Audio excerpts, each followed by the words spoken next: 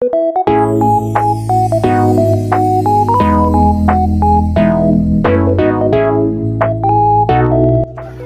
in time for the sunset. So, look at the sea of crowds. Napakadami. Yeah. So, I'm here in Boracay. Hi guys. So, inabot ko na yata ang Station 1. And I think mga isang oras na ako naglalakad from malapit sa Station 3 sa D-Mall. Tapos, yung una kong nilakad is papunta doon sa Station 3 kanina. And then bumalik ako sa D-Mall. And then ngayon, nandito na yata ako sa Station 1. So I passed by the grotto na. And merong fire dance or fire show doon. And then that's the moon. Kita nyo ba? So medyo mas konti ang tao rito. Compare mo dun sa may bandang D-Mall. And then papunta doon sa papuntang Station 3. Compare here. Kasi this is Station 1 na. I think medyo mas pricey ang mga selection of food choices rito, kaya siguro mas konti ang tao or you can afford lang siguro ang mga kumakain rito. Kasi nga Station 1 is kilala siya bilang medyo high-end ng Boracay. Station, by the way yata meron parang 4 stations ang Bora. Station 0, Station 1, 2, and 3. So the Station 3 is parang yung pinaka-masa, 2 and 3. And Station 0 and 1 is parang ito yung mga medyo high-end na. Halos wala masyado naglalakad here. Andun kanina, I think nabidyohan ko yung mga tao doon sa Station 2, sa D-Mall Park. And then papunta doon sa Station 3. And then I'm here. So medyo mas tahimik dito. So ang ganda maglakad-lakad. Ayan, madilim siya. So that's the ocean already. So itong siguro kaninang morning, ito ay tawag dito, high tide. Hagip dito sa tinatayuan ko. Pero ngayon is low tide na. So, yeah. Kung makikita nyo, merong parang linya here. That's this one, the line yan. May linya. So, hanggang dyan kanina siguro yung tubig. And then, paggabi, low tide siya. So, matras na yung tubig. So, I'm just here walking. Papalipas ng oras. Wala pa ako masyado sa mood. Kasi medyo pagod. And I did not sleep well last night. Kasi nga, kapag may mga ganitong trip, parang hindi ako makatulog. Parang excited, kumbaga. So, yeah. I'm just here to unwind. Pahangin, pero walang hangin. Medyo tahimik ang dagat. May hangin ng konti, pero yung sakto lang. Pero wag yung tuloy-tuloy ang lakad, parang papawisan ka din. So I'm staying here lang. Titignan ko lang. Did you see that? Yung may fire dance. So I think mga foreigner yung audience kasi yeah, they sound like foreigns. Mga Korean yata or Chinese. Mga Asian neighbor. Ayan na naman sa Bulol sa R. Yeah. So I'm just watching no, not the sun. That's the moon. Maganda sana kung yung light is itong stretch na to medyo parang dim siya or parang wala, para kitang-kita mo sana yung moon, yung ng buwan. Because this is Boracay. So kailangan ng konting light, hindi konti, maraming light for the tourist. Kasi this is tourist attraction naman talaga. So yung buwan na yung mag-a-adjust. Pero kung gusto mo nang parang mas ma-appreciate yung buwan, siguro you can walk a little farther pa doon sa mas madilim na area para wala masyadong para kitang-kita mo yung buwan. Well, dito sa camera, it won't know sa video ng phone, it won't know justice yung kasi medyo blurry kung napapansin nyo, parang pero it's personal, siya, maliwanag, malinaw. I've tried to parang take a picture kaso hindi din kaya. So parang siguro mga DSLR hindi kaya ng phone ko. So hanggang ganyan lang yan. So this is, by the way, this is my first night. So bumiyahe ako kanina mga around 1:30 papunta. Tapos nakarating ako dito mga mag 2:30. So mga 1 hour ang biyahe from Manila to from Manila to Boracay pag land. And then another siguro mga 30 minutes from the airport to here sa beach. So yeah, mamaya pabalik na ako. Siguro mga another 30 minutes lakad. Yung mabagal na lakad papunta sa Dimol. And then I would ride, sasakay ako doon ng e-trike papunta sa aking accommodation. So medyo malayo siya rito sa beach, sa White Beach. Malapit siya doon sa Station 3. Pero nung ginugol map ko siya from there sa accommodation to here sa pinaka center, sa sentro, sa Dimol, it's around 30 minutes if lalakarin. Okay lang naman siya kung lalakarin saan, kaya lang hindi ko pa kabisado kasi madilim. So I'll try tomorrow kung paano yung route, kung dire-diretso lang ba siya or may mga parang iskinita akong papasukan o ano. Pero ang sabi, diretso lang naman, parang yung stretch ng beach matutumbok mo siya. Pero kanina nung nilalakad ka doon padulo na, wala nang ilaw. Tapos nung chinek ko yung map, parang ano pa rin, 30 minutes pa rin ang lakad. 30 minutes pa rin yung kinukompute niyang time to walk.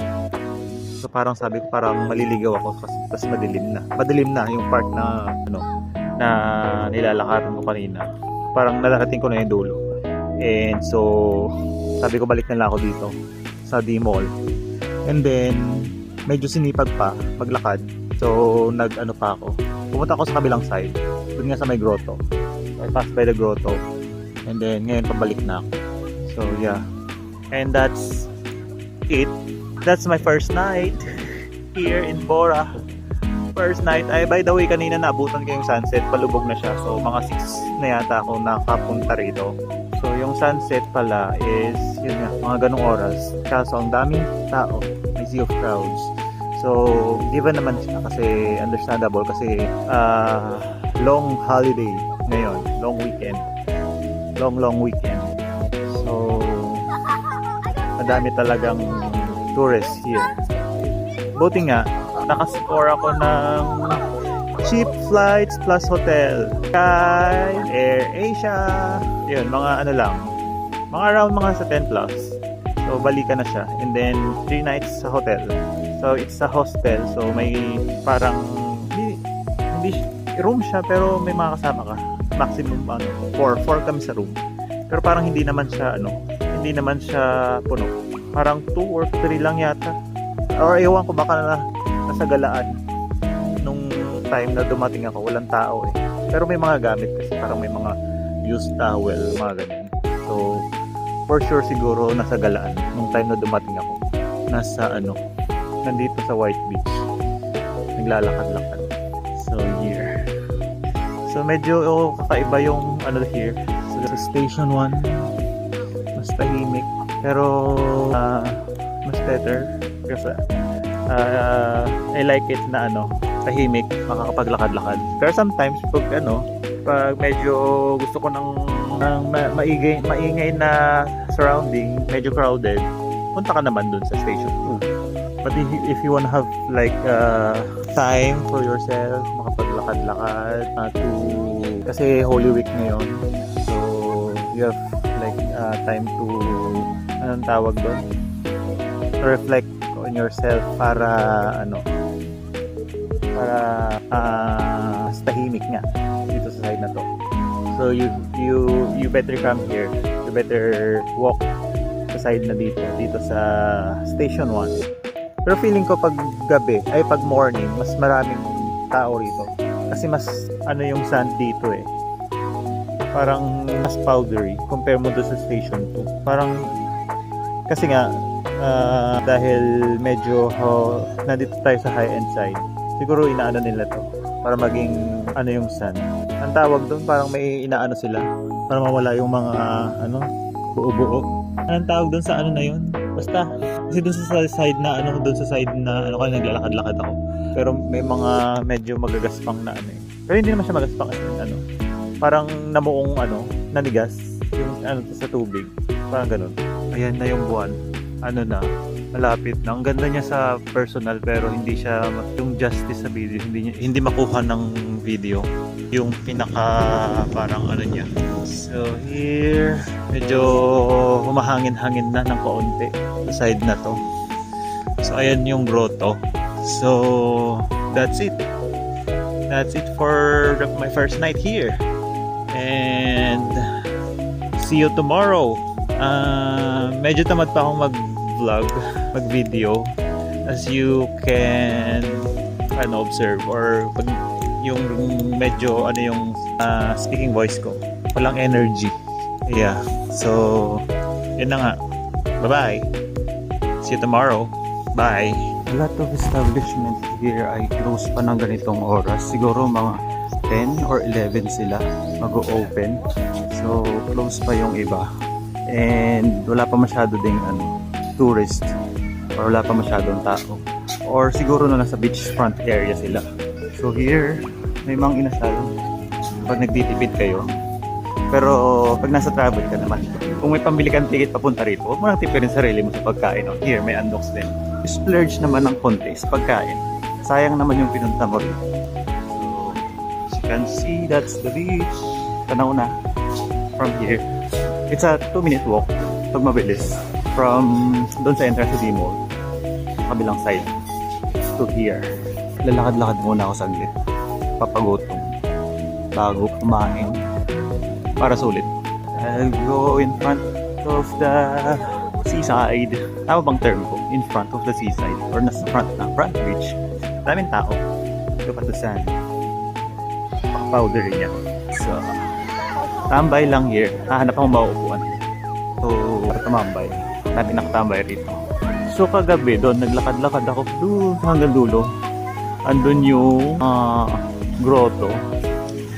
Pero I'll try na makarating doon ngayon.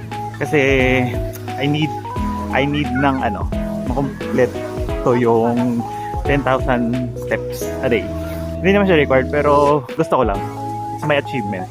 Kahit nasa galaan, kailangan maging fit pa rin. So yeah. So as you can see guys, nandito yung mga boat for island hopping siguro. So nandito, karamihan ng kaya madaming tao rito nagkukumpulan. Kasi those boats are for island hopping sa mga tours. Nandito siya sa parting mga pa-station 1 na. So here, sa area na to. So kung kayo, babalak kayo, at wala pa kayong tour na nabubuk, may mga nag-offer dito ng boat tour, island hopping, ganyan. So, kung trip nyo lang, pwede kayo rito. So, yan. Yan. Yun, dami nila. So, before siguro pang third or fourth time ko na sa Bora. Before naman, mga nakapag-join na ako sa mga ganyan. So, dito na lang ako sa beachfront. Tatambay. So, yeah. Hindi na kaya ng energy natin ng mag-join sa mga ganyan kasi medyo madali na tayong babagod sa edad natin. Ayan. So the tourism here in Bora parang buhay naman. I'm not sure kung same influx ng tourists before, pero madami naman. So yung mga tent na nakikita nyo dyan, yung parang registration form bago kayo ng tour. So may mga naman sila officials ng island na nag-manage nito or para hindi magulo, para organize kumbaga, hindi yung unahan. So I think dun din yung payment na ganyan. So I'm here sa side na dito. So tambay muna tayo here and yeah, kung nakita nyo yan, nagdala ako niyan. Kasi I heard or may mga nakikita ko before mga nag-offer daw nito sa mga tourists. Medyo pricey. So better magdala na lang. Para walang bayad. Libre lang. So nandito ako. Nandito ako sa beach side. Yeah. So I'm here. Tambay. So before mga 11 siguro magla-lunch ako. So dito muna ako pagpalitas ng oras. Good morning guys. So Saturday today. And hanap akong makakainan dito sa bandang D-Mall. Later, mga 3 PM siguro I'll be joining yung sunset viewing. So, solo joiner lang. So, let's go. So, as you can see, daming foreigners here. So, lalakad ako papunta sa beachfront. Medyo mainit na paglabas ko kasi mga it's 9 AM na. So, the the sun is ano na. The sun heat is ano na, scorching na. Ano lang, kahanap lang akong makakainan for brunch na. Breakfast, lunch, and then mga later, mga 12. Before 12, babalik ako sa hotel to rest. And mga 2 p.m. lalabas ulit for the sunset viewing. Mga 3 p.m. kasi yung meetup. Hi guys, so I already bought yung ticket for sunset watching. It's an 900 pesos for solo or joiner. So later dito kami sasakay. Exactly 3 p.m. daw. So naghihintay na lang ako. Time check is mga nasa 2:40 pa lang naman. So wala pa yung boat. So I'm still waiting. 3 p.m. So as you can see, here yung sky, mainit. So hope we catch yung parang golden sunset later. We got a glimpse of the sunset. Hindi glimpse, pero talagang view of the sunset talaga. Init. So this is my second day, pero di pa ako naliligo sa dagat kasi ang init. Hi guys. So nag-join ako sa party ko. Yung social battery ko gusto na. Halak parang chill party ko pala siya. So okay lang naman, pero parang wrong I'm in the sea of an extrovert. Okay lang. So nasa stop kami na sa gitna ng dagat o beach. So nandito lahat yung mga partner. Tabi-tabi sila. So as you can see here, Yan, may ikot. nandyan lahat sila. So akala ko naman parang ano lang, chill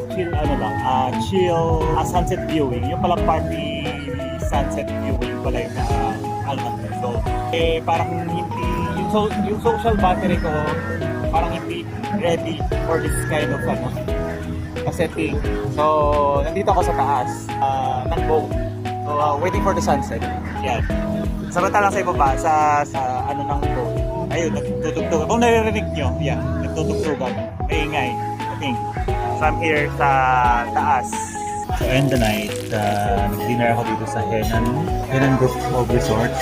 And dinner buffet for like 1,000 plus.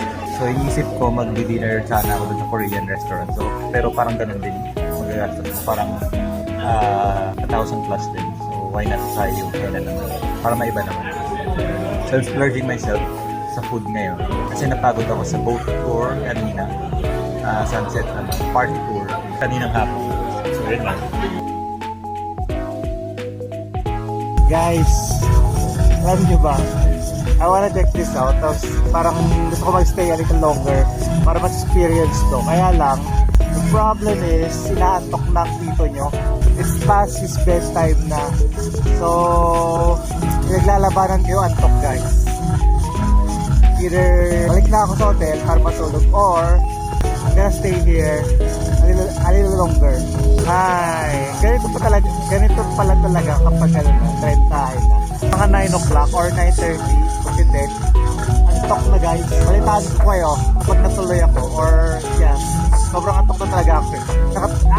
By the way, naka-tatlong glass of wine ako dun kanina sa kinainan ko. So, yeah, isa pa yun. So, antok na. But nung paglakad ko rito sa may bandang pupunta na ako sa commute for punta sa hotel. Biglang buhay pala yung area na to. Kasi kahapon lang hindi. Kasi it's parang biyernes ata siya. So, hindi siya, walang ganitong event sa hapon. Ngayon, buhay na siya ulit, Saturday. Hopefully bukas, ganito pa rin. Sige, salita ko kayo. Bye! Hi guys. So this is day 2 of staying at the beachfront. Tambay lang. So kahapon party beach, tawag doon, party boat beach sunset viewing, and medyo napagod ako. Ang sarap ng tulog ko kagabi, dire-diretso. And this morning hindi ako lumabas ng early. I got out sa hotel ng mga 11 AM, and then I'm here beachfront lang, tambay. Kasi parang iba yung binibigay na relaxing mood kapag nasa beachfront, just watching the beach sand, tapos ang ng sand, ang yung textures powdery siya. So ito naman talaga yung bentahan ng the sand and the beach. watching. That's so I'm near sa dun. Hindi nyo makita. I'm near sa grotto.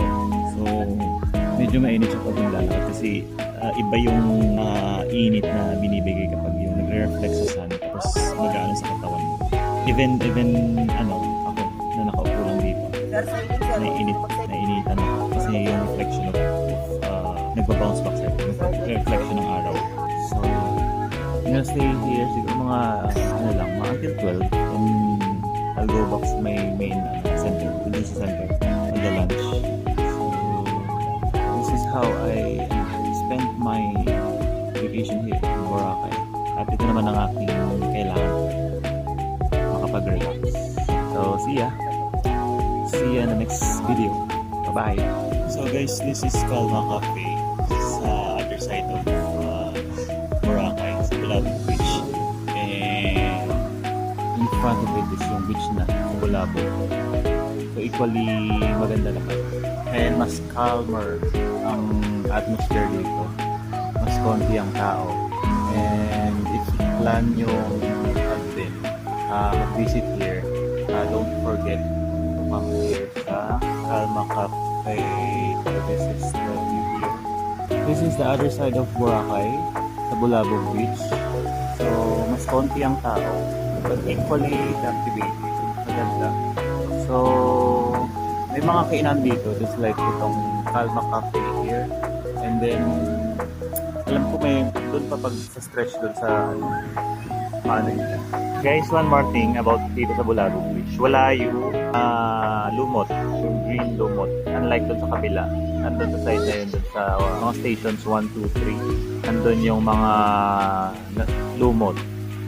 Unlike here, wala. So, parang mas okay siya mag-swim here. I guess. Kasi wala mga lumot. Yan lang. Hi guys, so I'm here waiting for the sunset. Sunset again. So today is Sunday and as you can see, marami pa ring tao. Ito parang mga Sunday mag-aalisan na or pauwi na sila kasi parang bukas may pasok na Monday na. Pero medyo madami-dami pa rin. So I'll show the other side here. Yan. On this side, so marami akong kasama here. Katambay. Waiting also for the sunset. Gusto ko siyang tawag dito. Yung i-video. Ang tawag nun sa video na yun. Basta yung parang pero maubos ang battery ko. So, I'm just gonna go with video siguro mga 1 minute para hindi maubos ang battery. And medyo mainit. So, nag-overheat yung phone. So, this is my last sunset here. Kasi tomorrow, I'm gonna go back na. Tomorrow morning or mga after lunch, I'm gonna go back sa Manila. And I think this is not my last trip here sa Bora. This is my third trip now, third or fourth trip. So, pag sinipag ulit, so I'm gonna try come back here kapag medyo maluwag ulit or if I have like mahabang vacation, I'm gonna go back for sure. Kasi Philippine beaches or Philippine beach or this Boracay beach, kakaiba yung parang relaxing effect for me. Ewan ko pa kung lahat ba tayo ganun yung effect sa sarili natin. So nakikita nyo yun, ang daming tao dun sa may bandang road, punta sa road. That's station 1 na. So guys, naglabasan ng mga tao kasi it's sunset. So kakalubog lang ng araw. Wala na, ang dami ng tao. Kanina, super ganda or super golden ng sun. Dating beats Boracay sunset. For me pero almost all sunset beaches naman ay maganda sa Pilipinas. So here, naglabasan na sila. Yung mga takot sa araw, kanina, ito na. They're here for the sunset. And buhay na ulit ang Boracay Beach paggabi na. Mga takot sa araw, nagsilabasan na sila. So here's my last sunset sa Bora for this trip. And I'm gonna be back for sure soon. This is not my last trip sa Bora. That's for sure. So yeah. Bye for now. See ya.